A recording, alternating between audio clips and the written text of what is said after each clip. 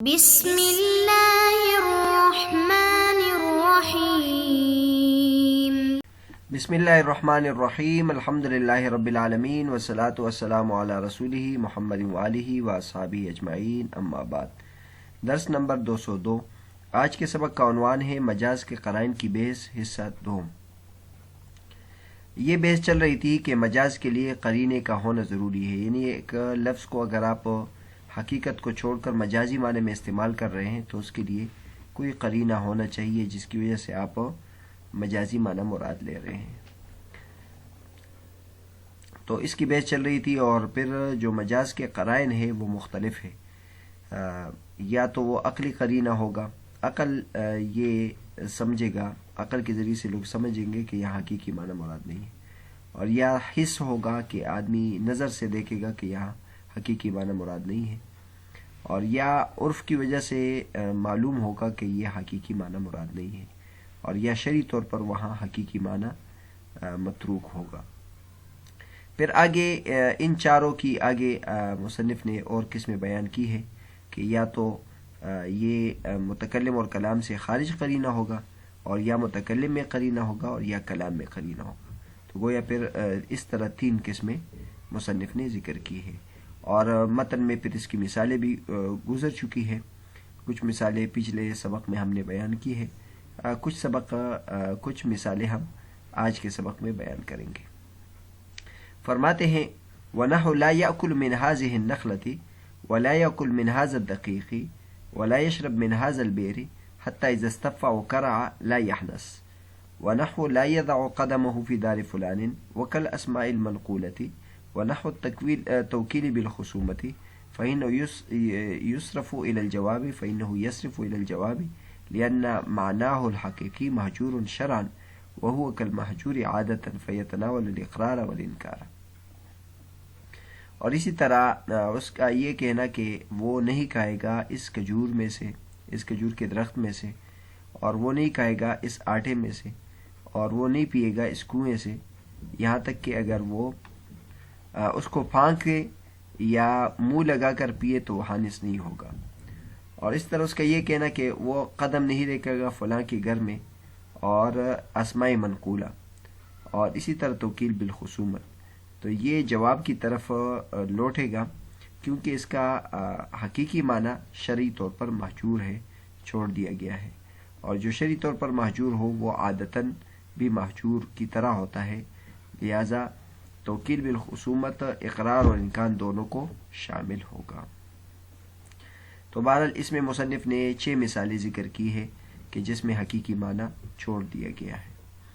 پہلی مثال انہوں نے دی ہے لا یاکل من هذه النخلۃ، اگر کوئی یہ کہے کہ میں اس کھجور کے درخت میں سے نہیں کھاؤں گا، تو اس کا حقیقی معنی یہ ہے کہ اس کھجور کے درخت میں سے نہیں کھاؤں گا کا مطلب یہ ہے کہ اس کے پتے نہیں کھاؤں گا، اس کی جڑ نہیں کھاؤں گا، اور اس کی لکڑی نہیں کھاؤں گا۔ تو کھجور کا اطلاق، کھجور کے درخت کا اطلاق تو اس پر ہوتا ہے، یہ اس کا حقیقی ہے، لیکن اس کو یہ جو حقیقی معنی ہے یہ ہم نے یہاں چھوڑ دیا ہے۔ اور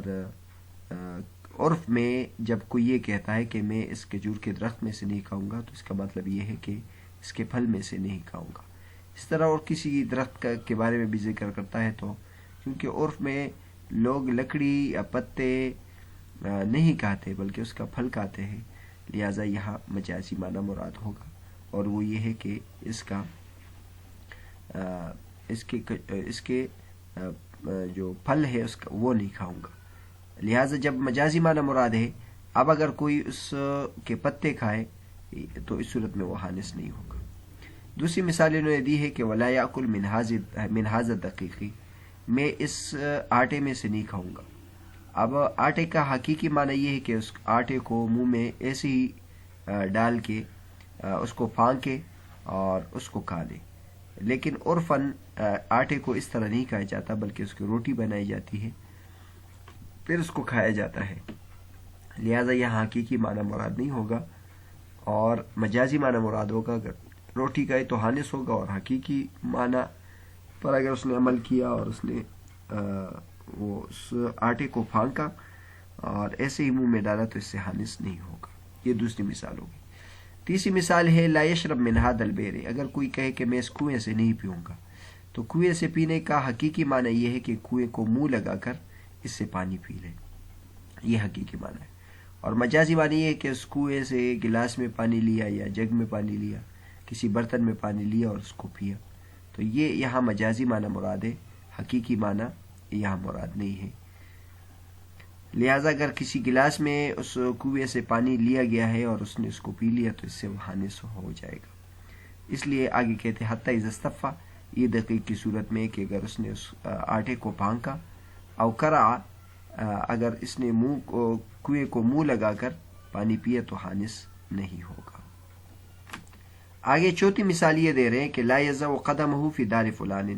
اگر کوئی یہ کہے کہ میں اپنا قدم فلاں کے گھر میں نہیں رکھوں گا، تو اس کا حقیقی معنی یہ ہے کہ آدمی لیٹے اور پاؤں کو آگے کرے اور کسی کے دروازے کے اندر پاؤں رکھ دے، تو یہ اس کا حقیقی معنی ہے۔ لیکن مجازی معنی یہ ہے کہ فلاں کے گھر میں داخل نہیں ہوگا، تو لہٰذا یہاں داخل ہونا مراد ہے۔ اگر کوئی اس کے گھر میں داخل ہو گیا، اور پھر دار فلان میں بھی چاہے اس کا وہ حقیقی گھر ہو یا اس کا عاریتاً گھر ہو، وہ اس میں رہائش پذیر ہو یا رہائش پذیر نہ ہو، تو اس کی وجہ سے یہ حانث ہو جائے گا، تو یہاں مجازی معنی مراد ہے۔ چھٹی مثال یہ دی ہے، پانچویں مثال اسماء منقولہ، وہ اسماء جو ایک معنی سے دوسرے معنی میں منتقل کیا گیا ہو، تو اس میں بھی اگر اس نے وہ لفظ بولا تو اس سے جو دوسرا معنی ہے وہ مراد ہوگا، پہلا والا معنی مراد نہیں ہوگا۔ مثلا یہ ہے کہ وہ زکوٰۃ کا لفظ استعمال کیا یا نماز کا لفظ استعمال کیا، تو اس سے اب جو عرف میں نماز جو ہیئت مخصوص کے ساتھ ادا کی جاتی ہے وہ نماز مراد ہوگی، یا زکوٰۃ کا لغوی معنی صفائی اور پاکی مراد نہیں ہے بلکہ مال کو نکالنا یہ ہوگا۔ یہ پانچویں مثال ہے۔ چھٹی مثال انہوں نے توکیل بالخصومت کی دی ہے۔ توکیل بالخصومت اس کو کہتے ہیں کہ کوئی آدمی، کسی آدمی کا کسی کے ساتھ کوئی کیس ہو، کوئی جھگڑا ہو، تو اب اس جھگڑے کو کورٹ میں ثابت کرنے کے لیے وہ اپنے لیے وکیل کرتا ہے، تو وکیل کا جو حقیقی معنی ہوتا ہے، یعنی وہ اس کو جھگڑے کے لیے لیتا ہے کہ میری طرف سے تم دفاع کرو گے، میری طرف سے تم دلائل دو گے اور میری جو بات ہے اس کو ثابت کرو گے، تو یہاں اس کو لیا تو اس لیے ہے۔ لیکن اگر وہ وکیل جا کر اس کے خلاف کسی بات کو تسلیم کرے تو یہ تو اس کو اس کا اختیار نہیں ہونا چاہیے، کیونکہ وکیل تو اس لیے نہیں لیا گیا ہے۔ لیکن چونکہ شرعی طور پر وکیل کی ذمہ داری یہ ہے کہ وہ ناحق بات کا اعتراف نہیں، ناحق بات کا دفاع نہیں کرے گا، بلکہ جو حق بات ہے اس کو تسلیم کرے گا، تو لہٰذا یہ شریعت کی طرف سے اس پر پابندی ہے۔ لہٰذا توکیل بالخصومت میں اگرچہ اس کو اپنے لیے جھگڑے کے طور پر اس کو لیتا ہے، لیکن شریعت کے طور پر اس کو دوسرا اختیار بھی ہوگا کہ وہ اقرار بھی کر سکتا ہے، تو لہٰذا اس کو جواب کی طرف ہم پھیریں گے، کیونکہ حقیقی معنی جو ہے وہ شرعاً منع ہے، اور جب جو شریعت کے طور پر منع ہو تو پھر عادتاً بھی وہ منع ہوتا ہے، لہٰذا یہ اقرار اور انکار دونوں کو شامل ہوگا۔ تو بہرحال آج کا جو سبق تھا اور پچھلے جو اسباق تھے اس میں مصنف نے متن میں بہت زیادہ مثالیں دی ہیں، اور اس کو ثابت کیا ہے کہ کوئی نہ کوئی قرینہ موجود ہوگا جس کی وجہ سے آپ مجازی معنی لیتے ہیں۔ اب خود شرح میں اس کی تشریح فرماتے ہیں، اعلم ان القرینۃ اما خارجۃ عن المتکلم والکلام ای لا تکون معنی فی المتکلم صفۃ له ولا تکون من جنس الکلام او تکون معنی فی المتکلم او تکون من جنس الکلام، ثم هذه القرينة التي هي من جنس الكلام إما لفظ خارج عن هذا الكلام الذي يكون المجاز فيه بل يكون في كلام آخر أن يكون ذلك اللفظ الخارج دالا على عدم إرادة الحقيقة أو غير خارج عن هذا الكلام بل عين هذا الكلام أو شيء منه يكون دالا على عدم إرادة الحقيقة۔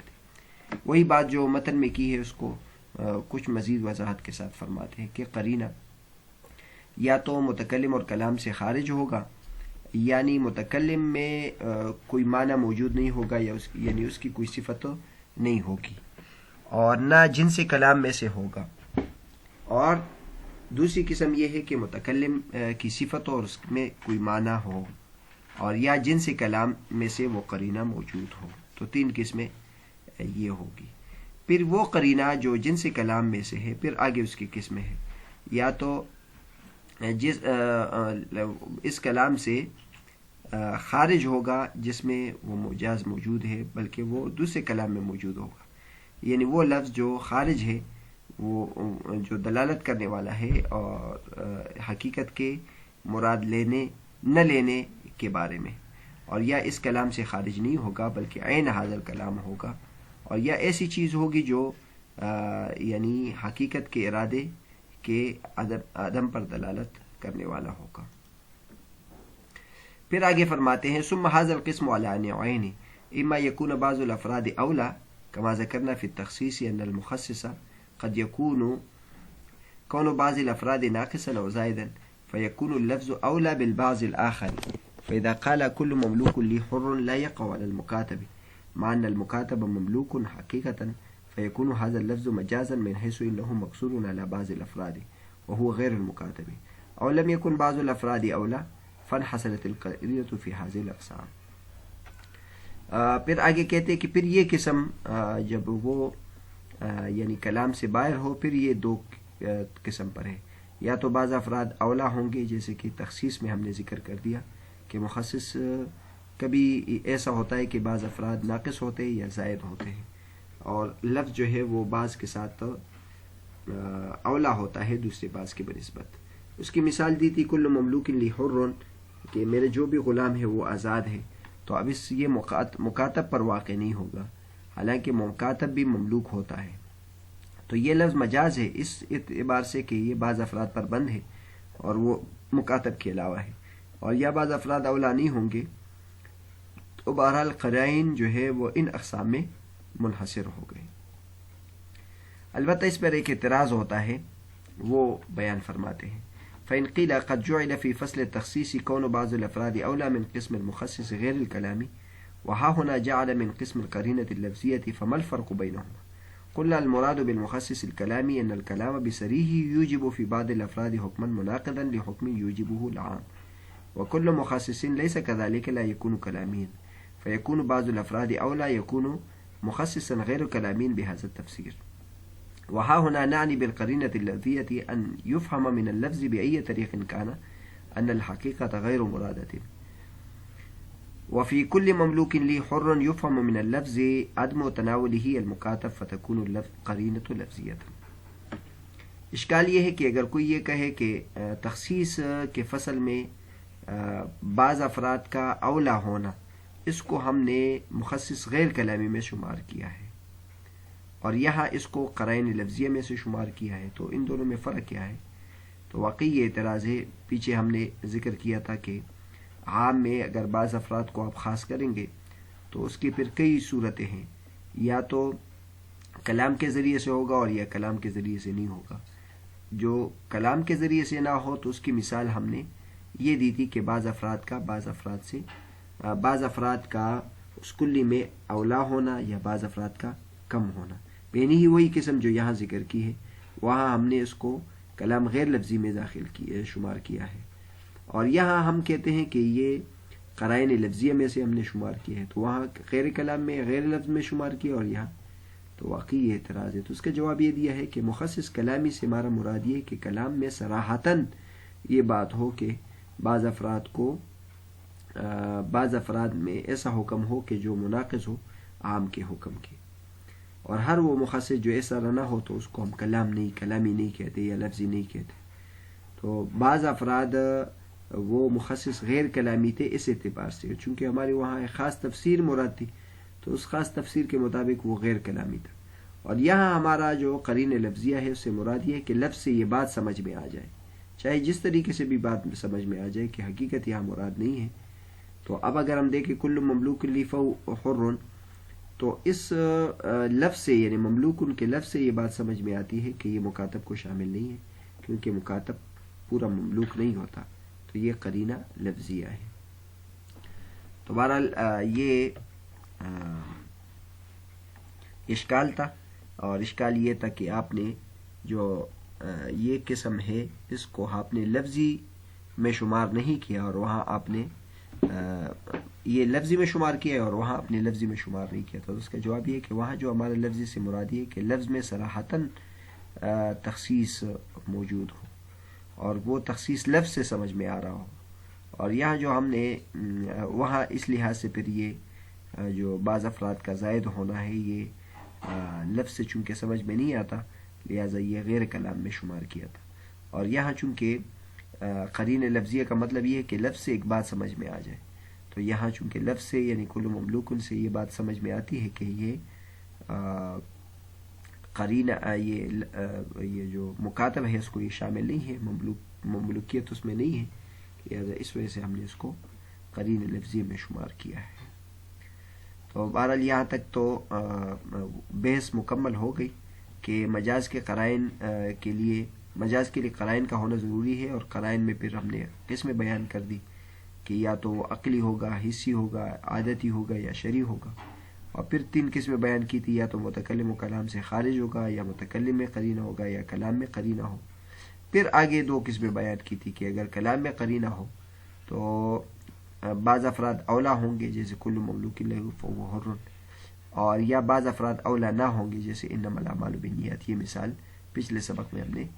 بیان کی تھی. آگے یہاں تک تو یعنی جو بحث ہے وہ مکمل